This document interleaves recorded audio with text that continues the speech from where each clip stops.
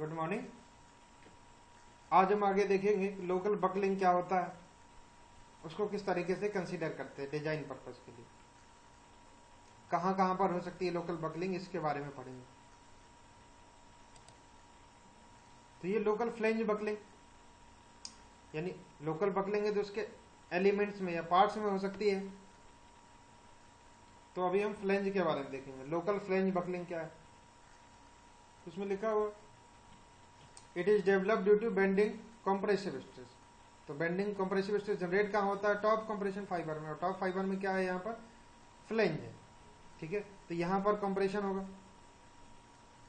अब यहां पर इसको देखिए, ये बी बेड था, उसको अगर यहां पर हम बी को इससे रिप्रेजेंट करेंगे, ये आउटर पोर्शन है, ये इसके जो इनका ज्वाइंट है, फ्लेंज कितना बाहर निकला हुआ, उसको अगर हम बी से रिप्रेजेंट कर देते हैं, ये वेल्डेड सेक्शन का एग्जांपल है, ये रोल्ड सेक्शन है। देखिए यहाँ पर कर्वेचर स्मूथ रहेगा, यहाँ पर हमने कवर प्लेट प्रोवाइड कर दिया। तो लोकल फ्लेंज बकलिंग किसकी वजह से होती है, बेंडिंग कंप्रेसिव स्ट्रेस की। बेंडिंग स्ट्रेस जनरेट होता ही है जब लोड अप्लाई करते हैं। इसको कैसे रोक सकते हैं, तो यहाँ पर एक बी वैल्यू दिया हुआ कि कितना रखें, क्योंकि अगर ये फ्लेंज की वैल्यू बहुत ज्यादा हो जाएगी, मान लीजिए ये जो बी वाला पोर्शन है ये बहुत ज्यादा बाहर निकला होगा, तो बकलिंग होने लगेगी सेल्फ वेट की वजह से जब लोड अप्लाई करेंगे। तो लोकल फ्लेंज बकलिंग करना है तो बी की जो वैल्यू है वो किससे कम होना चाहिए, 16 times of thickness of flange से कम होना चाहिए। It should not be greater than लिखा हुआ है, मतलब b should be less than 16 times of tier thickness of flange. तो अगर ये जो बी बाहर निकला हुआ है ये 16 times of thickness of flange से कम रहेगा तो लोकल फ्लेंज बकलिंग होने के चांसेस कम से कम है। बी डैश, दूसरा ये कि बी डैश की value 50 times of thickness of flange से कम हो। बी डैश क्या है, ये जो हमारा टोटल विड्थ है उसका वो 50 times of thickness of flange से कम है, तभी हमारा ये जो है सेफर साइड में रहेगा कि बहुत ज्यादा वैल्यू हमारी ना हो। अल्टीमेट पर्पज क्या है कि ये जो बाहर पोर्शन निकला हुआ है ये आउट स्टैंड अगर बहुत ज्यादा नहीं होगा तो हमारा बकलिंग कम से कम। बी डैश क्या है, डिस्टेंस बिटवीन रिवेट लाइन। तो ये जो हम रिवेट लाइन प्रोवाइड करते हैं, डिस्टेंस बिटवीन रिवेट लाइंस अगर 50 times of thickness of flange से कम रहेगा, ठीक है, तो ऐसे केसेस में लोकल फ्लेंज बकलिंग होने के चांसेस कम से कम रहेगा।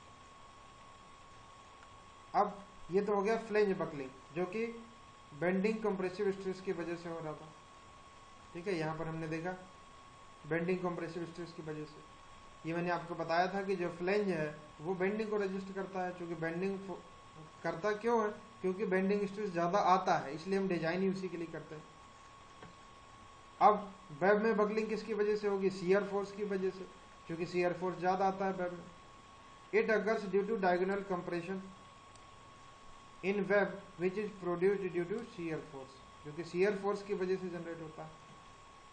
तो ये हमने कोई रोल्ड सेक्शन ले लिया है सिंपली, ठीक है। यहाँ कैपिटल टी जो है उसका मतलब है थिकनेस ऑफ फ्लेंज, टीएफ से भी रिप्रेजेंट करते हैं। T W thickness of web, D1 का मतलब है कि अंदर से अंदर डिस्टेंस या वेब की डेप्थ। यहाँ पर जो डी1 दिखाई दे रहा है उसका मतलब है डेप्थ ऑफ वेब, जो कि हमको किससे मिलेगा, टोटल डेप्थ में से दोनों तरफ थिकनेस ऑफ फ्लेंज माइनस कर देंगे तो डी1 मिल जाएगा। तो जब हमारा शियर स्ट्रेस इसमें आता है वेब में, तो ये हमने वेब को हमने अलग कर लिया है। वेब वाला पोर्शन, ये बाहर वाला जो पोर्शन है इसको हम अभी वेब समझ रहे हैं। इस वेब में केवल शियर स्ट्रेस लग रहा है। तो मास में आपने पढ़ा ही होगा कि जब दोनों तरफ शियर स्ट्रेस लगता है तो उसके डायगोनल, ये जो डायगोनल है, एक डायगोनल में टेंशन आता है और दूसरे डायगोनल में कंप्रेसिव फोर्स आता है। तो diagonals are subjected to compression and tension. इसमें जो दोनों डायगोनल है, एक ये और दूसरा आपका ये, एक में टेंशन और एक में कंप्रेशन।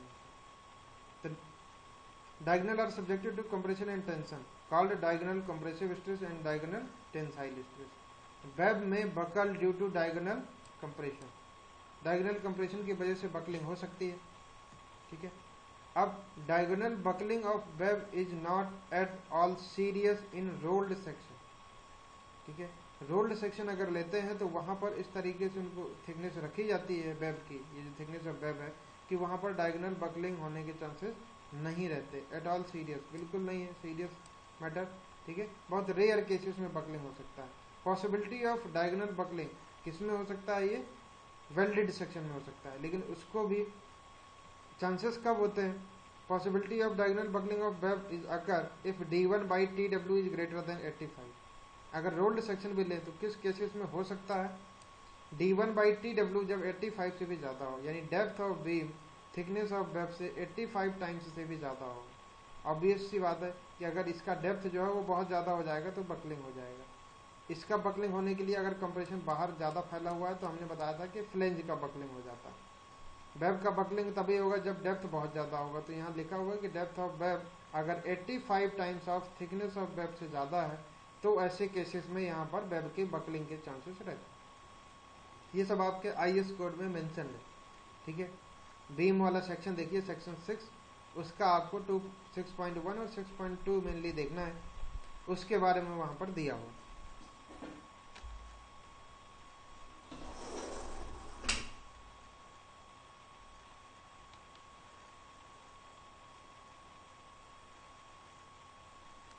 चलिए अब आगे देखेंगे।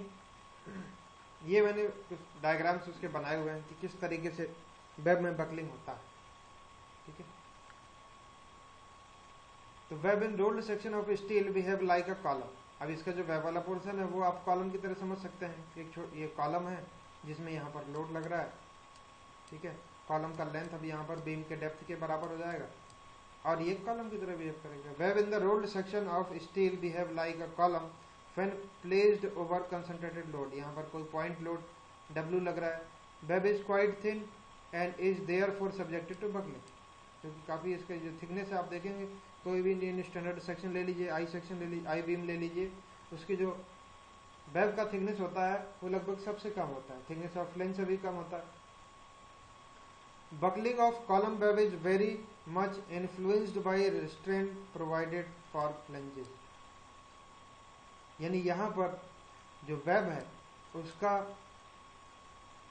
कितना बकलिंग होगा, ये किससे ज्यादा इन्फ्लुएंस्ड होता है, प्रभावित होता है, फ्लेंज में हमने कैसा सपोर्ट प्रोवाइड कर दिया है। यानी लेटरली रिस्ट्रेंड बीम है या लेटरली अनरिस्ट्रेंड बीम है, इससे भी काफी ज्यादा अफेक्टेड होता है buckling of web. Generally vertical buckling is not a problem with rolled steel section, mainly this problem occur in deep plate girder. यानी जिसके लिए डेप्थ ज्यादा होती है, हमने अभी भी देखा है रोल्ड स्टील सेक्शन अगर बेसिक वाले लेते हैं तो उनमें प्रॉब्लम नहीं होगा, लेकिन अगर जिसमें डेप्थ ज्यादा है ऐसे केसेस में फिर बकलिंग के चांसेस रहते हैं, ठीक है। ये देखिए, इसको ये वाला जो पोर्शन है इसको क्या कह देते हैं, यहाँ पर फिलेट कह देते हैं। ये यहाँ पर जो हमको दिखाई दे रहा है, ठीक है।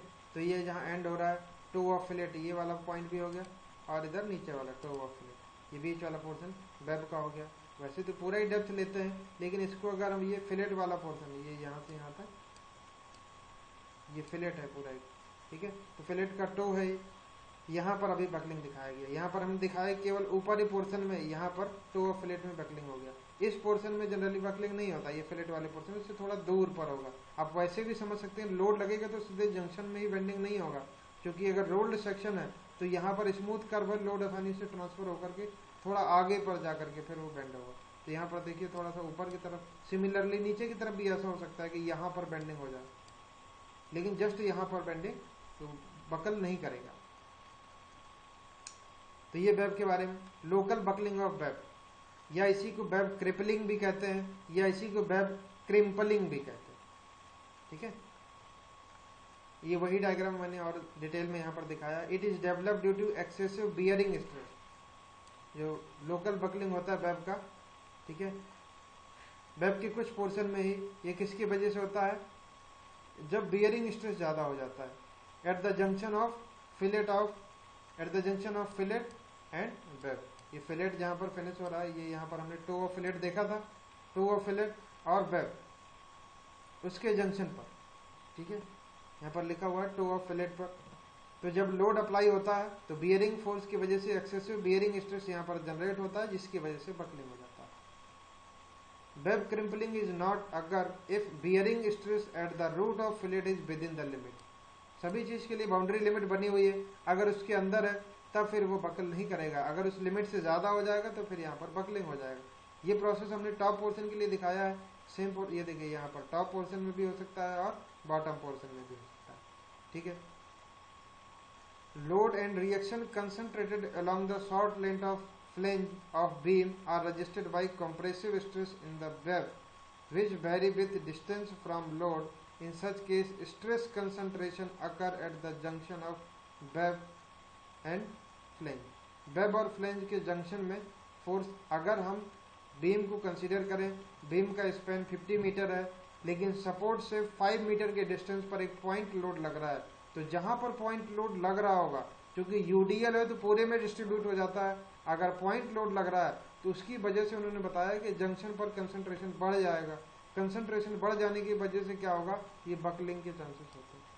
ठीक है, तो ये जंक्शन को, अब अगर ये बकलिंग को रोकना है तो क्या करना पड़ेगा, हमको सपोर्ट प्रोवाइड करना चाहिए वेब में।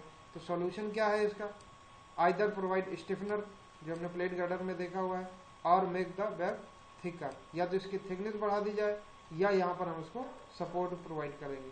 तो अगर सपोर्ट प्रोवाइड करेंगे तो ये लोड को आसानी से कैरी कर पाएगा। ये प्लेट गर्डर में देखा होगा तुम लोगों ने, एक लोड बियरिंग स्टिफनर करके रहता है। लोड बियरिंग स्टिफनर को हम ज़्यादा स्ट्रॉन्ग बना देते हैं इंटरमीडिएट स्टिफनर जो बाकी के रहते हैं उनसे, तो आसानी से लोड को कैरी कर लेता है। और ये जनरली वहीं पर प्रोवाइड करते हैं जहां पर पॉइंट लोड काम कर रहा होता है। ठीक है, तो इसके बेसिस पर हम इस बकलिंग को रोक सकते हैं।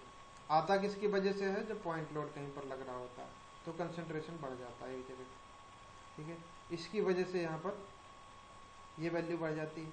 अब यहाँ पर देखिए ये लिखा हुआ टेबल 6.1A to 6.1F, ये IS कोड का टेबल है जो कि आपको सिग्मा BC निकालने में हेल्प करेगा। इसमें सिग्मा ये 6.1A अगर आप कोड ओपन करके देखेंगे तो 6.A और B एक ही है, C और D एक ही है, E और F एक ही है।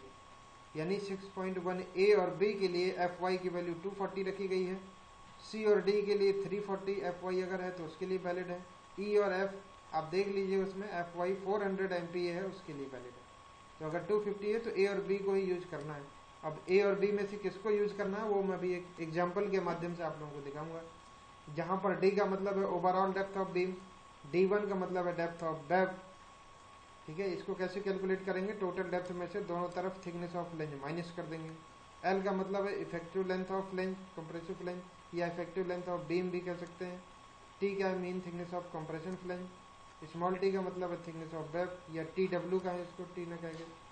ठीक है, RY का मतलब है radius of gyration of section about its axis of minimum strength. तो आप जानते हैं कि I जो सेक्शन है उसमें x एक्सिस के रिस्पेक्ट में स्ट्रेंथ ज़्यादा होती है, सेक्शन मॉडुलस भी ज़्यादा होता है, मोमेंट ऑफ इनर्शिया भी ज़्यादा होता है। y एक्सिस के रिस्पेक्ट में स्ट्रेंथ कम होती है, तो RY यानी y एक्सिस के रिस्पेक्ट में रेडियस ऑफ गायरेशन, ये यहाँ पर इसका मतलब है।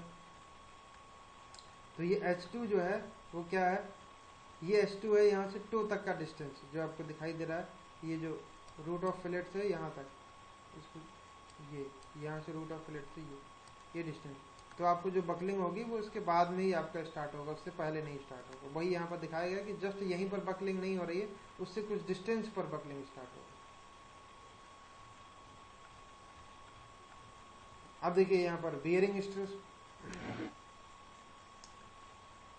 तो ये हमारा जो वेब बकल कर रहा था वो किसकी वजह से था कि कुछ दूर पर जहां पर पॉइंट लोड लग रहा है वहां पर प्रॉब्लम हो रहा था। तो उसको कैसे सॉल्व किया जाए, तो या तो हम स्टिफनर प्रोवाइड कर देते हैं या थिकनेस प्रोवाइड कर देते हैं।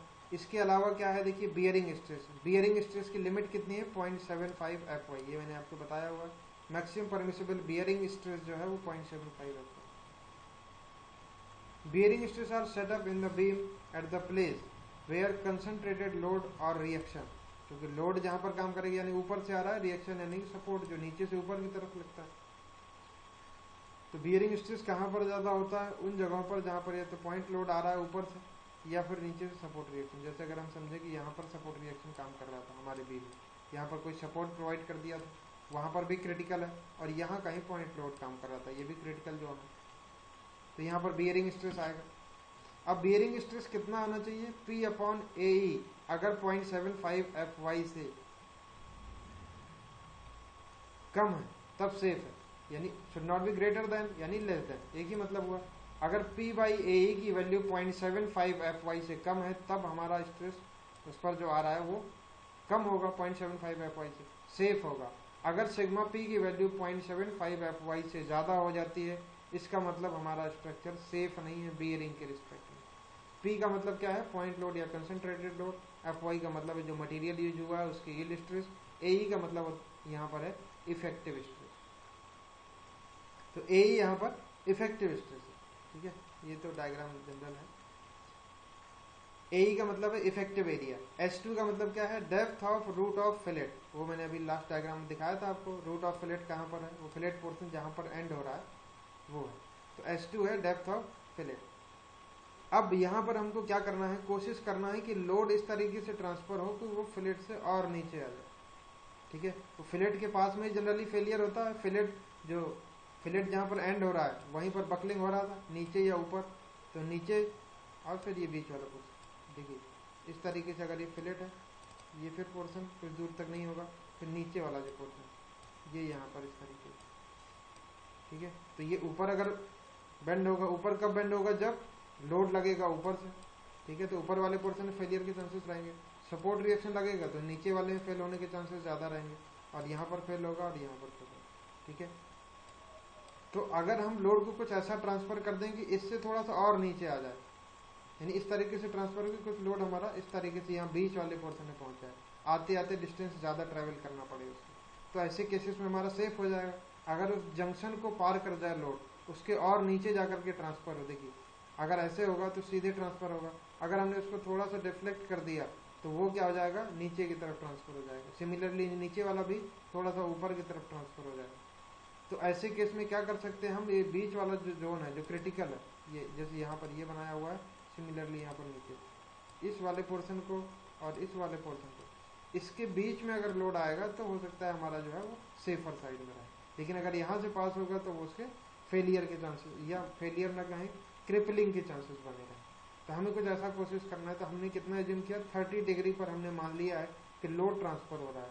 तो हम लोड जहाँ पर रख रहे हैं वहाँ पर एक क्या रख दिया है, बियरिंग प्लेट रख दिया है। तो वो बियरिंग प्लेट जैसे स्लैब बेस में हम या बेस प्लेट कॉलम के नीचे रख देते थे, फिर कंक्रीट जो हमारा पेडेस्टल होता था उसका साइज इस बात पर डिसाइड होता था कि हमें किस एंगल पर उसको डिस्ट्रीब्यूट करना है। तो यहाँ पर हम उसका एंगल डिसाइड करेंगे, उसी के बेसिस पर ये डिसाइड होगा कि हमें उसका प्लेट का विड्थ कितना रखना चाहिए, क्योंकि जितना डिस्पर्सन एंगल रखेंगे उसके बेसिस पर विड्थ ऑफ प्लेट हमारा अलग अलग होता रहेगा, ठीक है। तो ये न्यूमेरिकल पोर्शन है, उसमें अभी नहीं जाते हैं। यहाँ पर विड्थ जो है प्लेट इसका वो कितना होना चाहिए वो हम यहाँ पर कैलकुलेट कर लेते हैं, ठीक है। तो इफ द लोड B1 का मतलब है बियरिंग लेंथ, कितनी लेंथ तक हमारा जाएगा, ये B1 है जो नीचे एरो दिखाई दे रहा है, ऊपर ये है प्लेट की विड्थ। तो हमने विड्थ की अगर प्लेट प्रोवाइड की है और बियरिंग लेंथ कितना होगा, अगर थीटा 30 डिग्री है, थीटा बदलता जाएगा तो हमारा B1 की जो वैल्यू है वो अलग अलग होती जाएगी। देखिए अगर ये 90 डिग्री हो जाएगा तो ये B1 और B बराबर हो जाएगा, ठीक है। और अगर थीटा हमारा बिल्कुल जीरो समझ लें तो ये सीधे ट्रांसफर हो जाएगा हॉरिजॉन्टल डायरेक्शन में। हमने कुछ थीटा 30 डिग्री ले लिया। तो AE is equal to B1 into T, effective area जो है उसका मतलब है कि बियरिंग लेंथ कितना है, कितनी लेंथ से ट्रांसफर हो रहा है लोड, इंटू थिकनेस, ठीक है। तो B1 की वैल्यू ये आ जाती है अगर पॉइंट लोड है, और अगर जहाँ पर लोड लग रहा है और अगर रिएक्शन लग रहा है तो ये हो जाता है, ठीक है। तो ये दोनों वैल्यू हमको मिल जाती है, इतनी दूर से हमारा लोड फिर ट्रांसफर हो जाता है जहाँ पर इफेक्टिव हो जाता है। तो ये कोई अलग कंसर्न नहीं है, ये सिर्फ यही पर्पज है कि ये जो हम प्लेट प्रोवाइड कर देते हैं वो B विड्थ की अगर है और लोड इतना डिग्री पर ट्रांसफर हो रहा है तो हमको आइडिया लग जाता है कि कितनी दूर तक लोड हमारा ये डिस्ट्रीब्यूट होगा।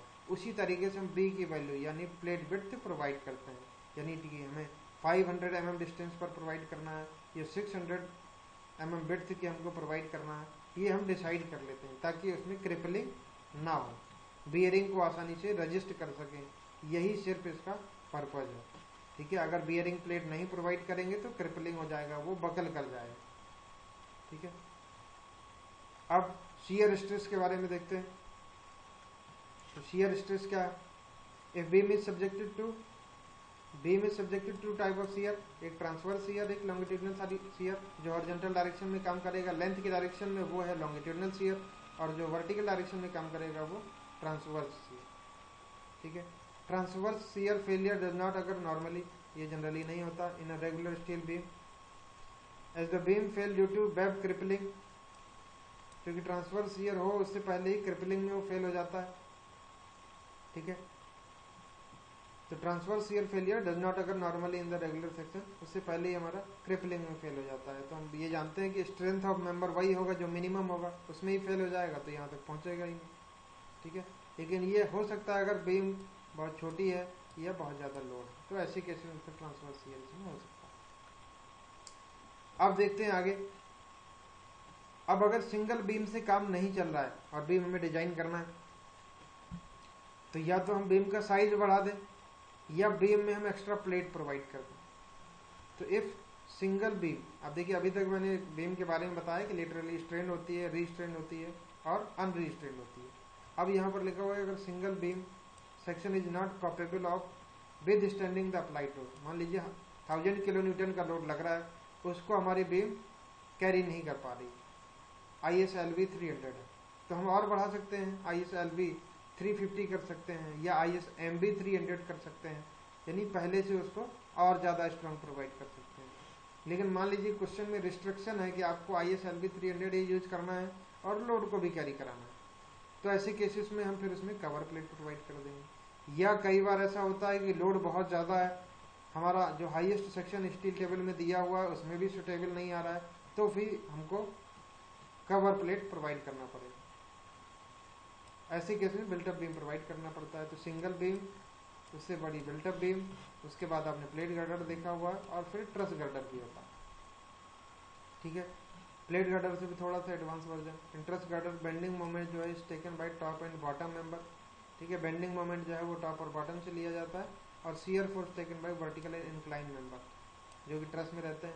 तो टॉप और बॉटम अगर आई सेक्शन ही ले लेते हैं तो ऐसा समझ सकते हैं ये टॉप और बॉटम हमारा बेंडिंग स्ट्रेस रजिस्ट करेंगे, और बीच वाले जो पोर्शन है उसमें क्या होगा, वहां पर शियर फोर्स रजिस्ट करेंगे। तो प्लेट गर्डर भी एक बीम ही है, मैंने आपको बता दिया।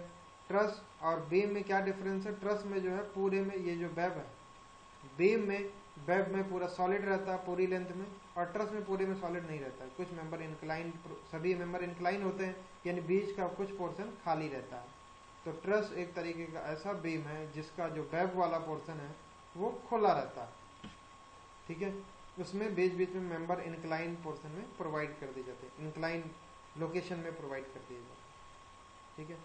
तो वो ट्रस गर्डर, तो उसके वर्टिकल और इंक्लाइन मेंबर जो है शियर फोर्स को लेते हैं, जैसे यहाँ पर वेब लेता है तो वहाँ पर वेब पूरे में नहीं रहता, चूँकि कुछ इस तरीके से प्रोवाइड कर दिए जाते हैं, और तो उस तरीके से उसको लोड को कैरी करता रहता है। ये टॉप फ्लेंज हो गया उसका ट्रस का, और ये बॉटम फ्लेंज हो गया।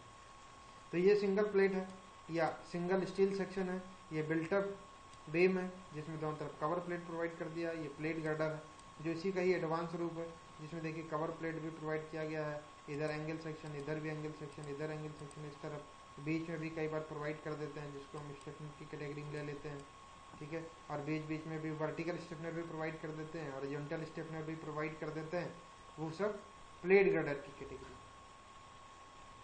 बिल्टअप बीम को किस तरीके से डिजाइन करना ये देख लीजिए इसके बारे में, ठीक है। उसके बाद हम उसके बारे में भी देखेंगे किस तरीके से रिस्ट्रेंट बीम को डिजाइन करना है और अनरिस्ट्रेंट बीम को डिजाइन करना है, ठीक है। तो देखिए ये बिल्टअप सेक्शन बना हुआ है जिसमें एक आई सेक्शन है, इसमें एक कवर प्लेट ये प्रोवाइड कर दिया है, दूसरी कवर प्लेट, दोनों सेम ही साइज के। यूनिफॉर्मिटी तो मेंटेन रखना है। इसका डेप्थ जो है टोटल डेप्थ स्मॉल h या कैपिटल D कहते हैं, ठीक है। इस कवर प्लेट का खुद का न्यूट्रल एक्सेस ये है, इसका भी खुद का न्यूट्रल एक्सेस ये है, ओवरऑल का न्यूट्रल एक्सेस पूरे कंपोजिट सेक्शन का ये है, ये जो हमको दिखाई दे रहा है, ठीक है।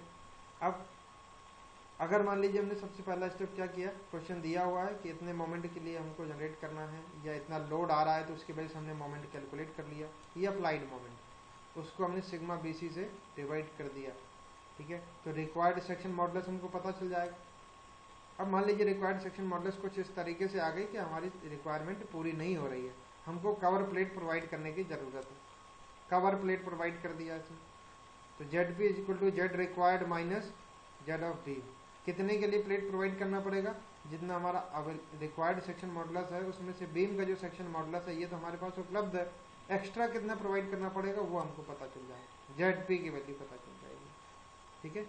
तो एरिया ऑफ कवर प्लेट कितना होगा सेक्शन मॉडुलस से, ये डायरेक्ट फार्मूला यहाँ पर दिया होगा, ठीक है। कि अगर हमें एरिया ऑफ प्लेट जो कि दोनों तरफ रिक्वायर होगी, area of plate required on each side, यानी AP अगर आ जाता है जो भी वैल्यू, उतनी साइज की प्लेट ऊपर भी प्रोवाइड करना है और उतनी साइज की प्लेट हमको नीचे प्रोवाइड करना है। Required section modulus minus beam का जो हमारे पास बीम अवेलेबल है उसका सेक्शन मॉडुलस को डेप्थ ऑफ बीम से डिवाइड कर देंगे तो हमको प्लेट जो दोनों साइड चाहिए उसका एरिया मिल जाएगा। ठीक है, ये डायरेक्टली आप फार्मूला यूज कर लें। अब हमको पता है कि उसमें रिवेटिंग अगर प्रोवाइड करेंगे तो हमें इतना प्लेट का एरिया चाहिए।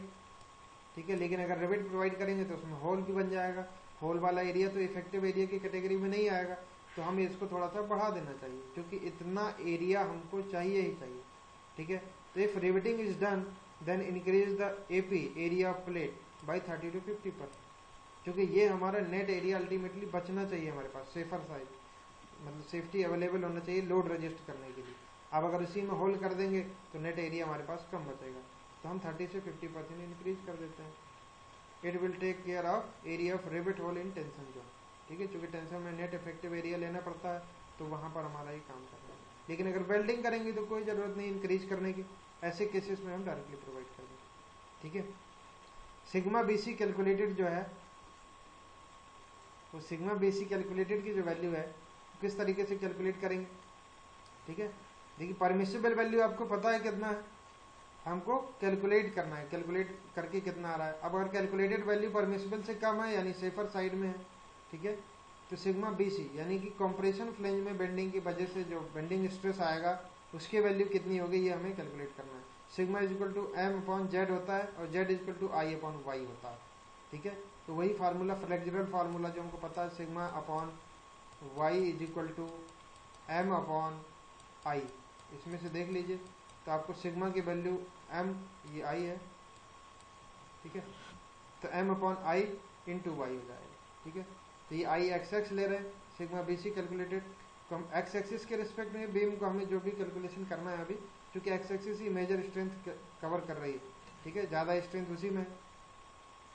तो sigma BC calculated M/I XX। अब देखिए कंप्रेशन है तो ग्रॉस वाले का हो जाएगा। ठीक है, कंप्रेशन के लिए एरिया भी लेना होगा तो ग्रॉस लेंगे, मोमेंट ऑफ इनर्शिया भी वही, और इंटू Y। ठीक है, ये एक्स एक्सिस के परपेंडिकुलर डायरेक्शन में जो डिस्टेंस होगी, क्योंकि यहाँ पर एक्स एक्स ले रहे हैं तो ये परपेंडिकुलर डायरेक्शन, अगर यहाँ वाई ले रहे होते तो यहाँ पर एक्स डायरेक्शन में उसका डिस्टेंस है। ये जो वैल्यू हम कैलकुलेट करें, यहाँ पर M क्या है, अप्लाइड जो मोमेंट हमारा आ रहा है वो किससे कम होना चाहिए, 0.66 FY, जो कि परमिसिबल वैल्यू है, तब सेफ हो जाएगा। अब हमको पता है कि कंप्रेशन फोर्स टेंशन फोर्स के बराबर होगा ही होगा, वो तो हर स्थिति में होना चाहिए। अगर इक्विलिब्रियम कंडीशन है तो कंप्रेशन फोर्स टेंसाइल फोर्स के बराबर होना चाहिए। तो ये compression force is equal to compression stress into gross area, tensile force is equal to tensile stress into net area, यही फार्मूला होता है। दोनों को बराबर कर देंगे तो क्या होगा, उससे सिग्मा BC कैलकुलेटेड हमको पता है, ग्रॉस एरिया हमको पता है, नेट एरिया हम कैलकुलेट कर लेंगे, होल माइनस करके होल का एरिया, तो हमको सिग्मा BT कैलकुलेटेड पता चल जाएगा। दोनों स्ट्रेस हमको पता चल गए। ठीक है, अब यहाँ पर YC का वही मतलब लिखा हुआ है कि YC क्या है, distance of top fibre from neutral axis. AG का मतलब क्या है, gross area of compression flange alone, केवल कंप्रेशन फ्लेंज। AG का मतलब ये नहीं कि पूरे सेक्शन का एरिया, क्योंकि AG हमारा किसके लिए यूज हुआ है, सिग्मा BC कैलकुलेटेड के साथ, कंप्रेशन फ्लेंज के साथ, तो वो कंप्रेशन फ्लेंज का एरिया है। A नेट का मतलब है नेट एरिया, लेकिन पूरे का नहीं, केवल टेंशन फ्लेंज का। ठीक है, यानी एरिया ऑफ टेंशन फ्लेंज जो होगा उसमें रिवेट होल का एरिया माइनस कर देंगे। ठीक है, ये मैंने यहाँ पर फिर से एक डायग्राम दिखा दिया। ये कंप्रेशन फ्लेंज है जो ऊपर रेड शेडेड पोर्शन से दिखाया गया है, ये टेंशन जोन है, ये टेंशन फ्लेंज, क्योंकि टेंशन जोन तो यहाँ से आ जाएगा पूरा। टेंशन फ्लेंज अगर देखते हैं तो ये बॉटम वाला शेडेड पोर्शन, इसमें कंप्रेशन फोर्स लगेगा, यहाँ टेंसाइल फोर्स लगेगा। ऐसा नहीं कि यहाँ पर भी फोर्स नहीं आएगा, लेकिन ये काफी कम मात्रा में होगा। ठीक है, तो हमें सिर्फ जो है बेंडिंग की वजह से भी देख रहे हैं सिग्मा BC, तो बेंडिंग को कौन रजिस्ट कर रहा है, फ्लेंज रजिस्ट कर रहा है, तो हमें बेंडिंग को ही, वो फ्लेंज को ही अभी फोकस करना है।